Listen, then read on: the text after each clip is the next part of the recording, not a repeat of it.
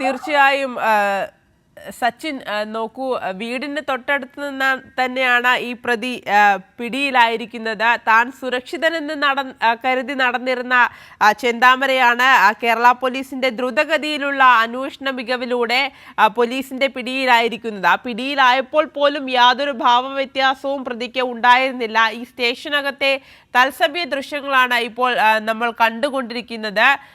ഈ ജനങ്ങളുടെ ഇപ്പോഴത്തെ സാഹചര്യം എങ്ങനെയാണ്? ജനങ്ങൾ പിരിഞ്ഞു പോവാൻ തുടങ്ങിയോ സച്ചിൻ? ഇല്ല, തീർച്ചയായും ഈ സ്റ്റേഷന് പുറത്ത് വലിയൊരു സംഘർഷ സാധ്യത ഇപ്പോഴും നിലനിൽക്കുന്നുണ്ട്. കാരണം വലിയ രീതിയിലുള്ള ജനരോഷം ഇപ്പോഴും പുറത്ത് നിലനിൽക്കുകയാണ്. ഇപ്പോൾ ദൃശ്യങ്ങളിൽ കാണുന്നത് പോലെ തന്നെ പോലീസ് സ്റ്റേഷൻ്റെ നെന്മാറ പോലീസ് സ്റ്റേഷൻ്റെ ഗേറ്റാണ് ജനങ്ങൾ തകർത്തിരിക്കുന്നത്. ഗേറ്റ് തകർത്ത് ഉള്ളിലേക്ക് പ്രവേശിക്കാനുള്ള ഒരു ശ്രമമാണ് ഉണ്ടായത്. പോലീസിൻ്റെ ശക്തമായ നീക്കത്തിനൊടുവിലാണ് ജനങ്ങൾ ഇപ്പോൾ ഒരു കുറച്ച് സംയമനം പാലിച്ചത്. എന്നാൽ പോലും വലിയൊരു സംഘർഷാവസ്ഥ ഇപ്പോഴും സ്റ്റേഷന് പുറത്ത് നിലനിൽക്കുന്നുണ്ട്. ആലത്തൂർ ഡിവൈഎസ്പി മുരളീധരൻ്റെ നേതൃത്വത്തിലാണ് ഇവിടെ സുരക്ഷാ സന്നാഹങ്ങളെല്ലാം ഒരുക്കി കൃത്യമായ രീതിയിൽ പ്രതിയെ ഈ ജനരോഷത്തിനിടയിൽ കൂടെ പ്രതിയെ കൃത്യമായ രീതിയിൽ ഈ സ്റ്റേഷനിലേക്ക് എത്തിക്കാൻ വേണ്ടി സാധിച്ചത്. അതിനാൽ തന്നെ പോലീസിൻ്റെ ഏറ്റവും വലിയൊരു നേട്ടം തന്നെയാണ്. കാരണം 36 മണിക്കൂറിനുള്ളിൽ മണിക്കൂറുകൾക്കകം തന്നെ പ്രതിയെ തുറങ്കിലടക്കാൻ വേണ്ടി പോലീസിന് സാധിച്ചിട്ടുണ്ട്. ഇനി മറ്റു നടപടികളെക്കുറിച്ചൊക്കെ നാളെ ജില്ലാ പോലീസ് മേധാവി അജിത് കുമാർ വ്യക്തമാക്കും. സ്റ്റേഷന് പുറത്ത് വലിയ രീതിയിലുള്ള സംഘർഷാവസ്ഥ തന്നെ ഇപ്പോഴും നിലനിൽക്കുന്നുണ്ട്. പ്രതിരോധം തീർത്തു എന്നാണോ മനസ്സിലാക്കേണ്ടത്?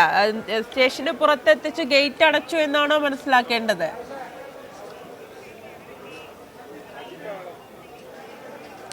തീർച്ചയായും, കാരണം പ്രതിയെ കൊണ്ടുവരുന്ന സമയത്ത് നിരവധി ജനങ്ങളാണ് രോക്ഷത്തോടുകൂടി വാഹനത്തിലേക്കും അതേപോലെ തന്നെ പ്രതിയെ ആക്രമിക്കാനും വേണ്ടി പാഞ്ഞെടുത്തത്.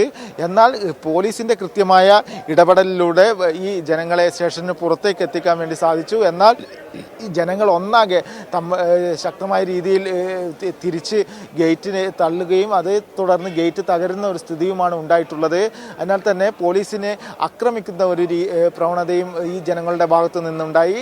ഇത് പോത്തുണ്ടി പ്രദേശത്തെ ജനങ്ങൾ തന്നെയാണ് ഇവിടെ തടിച്ചുകൂടിയിരിക്കുന്നത്. നിരവധി ആളുകൾ ഇന്നലെ പോലീസിനൊപ്പം പരിശോധനക്കടക്കം ഉണ്ടായിരുന്ന ആളുകൾ തന്നെയാണ്. പക്ഷേ ഈ ക്രൂരനായ കൊലപാതകിയെ കണ്ടപ്പോൾ ജനങ്ങൾ ഒന്നാകെ രോഷാകുലരായി പാഞ്ഞടുക്കുകയായിരുന്നു. കാരണം അത്രയും വലിയ ഒരു കൊലപാതകമാണ്, ഒരു നാടിനെ നടുക്കിയ, ഒരു കുടുംബത്തെ അനാഥമാക്കിയ കൊലപാതകിയാണ് ചെന്താമര. അതിനാൽ തന്നെ ആ ചെന്താമരയെ പിടിച്ചു സ്റ്റേഷനിലേക്ക് എത്തിക്കുമ്പോൾ തന്നെ വലിയ രീതിയിലുള്ള ഒരു ജനരോഷം ഉണ്ടായി. പിന്നെ മറ്റൊരു കാര്യം, ഈ ജനരോഷം മുൻപ് തന്നെ പോലീസ് കണക്കിലെടുത്തുകൊണ്ട് കൃത്യമായ നീക്കത്തിലൂടെയാണ് പ്രതിയെ പിടികൂടിയതും അതേപോലെ തന്നെ പ്രതിയെ ആശുപത്രിയിൽ എത്തിച്ചുകൊണ്ട് മെഡിക്കൽ പരിശോധനയടക്കം നടത്തിയത്. അതിനാൽ തന്നെ അതിനുശേഷം, അതായത് പിടിച്ചതിന് ശേഷം പ്രതിയെ പോലീസ് ജീപ്പിലല്ല കൊണ്ടുവന്നത്. കാരണം പോലീസ് ജീപ്പിൽ കൊണ്ടുവരുമ്പോൾ സ്വാഭാവികമായിട്ടും ജനരോഷം ഉണ്ടാകും. അതിനാൽ തന്നെ മറ്റൊരു സ്വകാര്യ വാഹനത്തിലാണ് പ്രതിയെ സ്റ്റേഷനിലേക്ക് അടക്കം പോലീസ് എത്തിച്ചത്. ഇത് കൃത്യമായ പോലീസിൻ്റെ എല്ലാവിധ രഹസ്യമായ നീക്കങ്ങളും പഴുതടച്ച നീക്കത്തിലൂടെയാണ് എന്ന കാര്യത്തിൽ തർക്കമില്ല.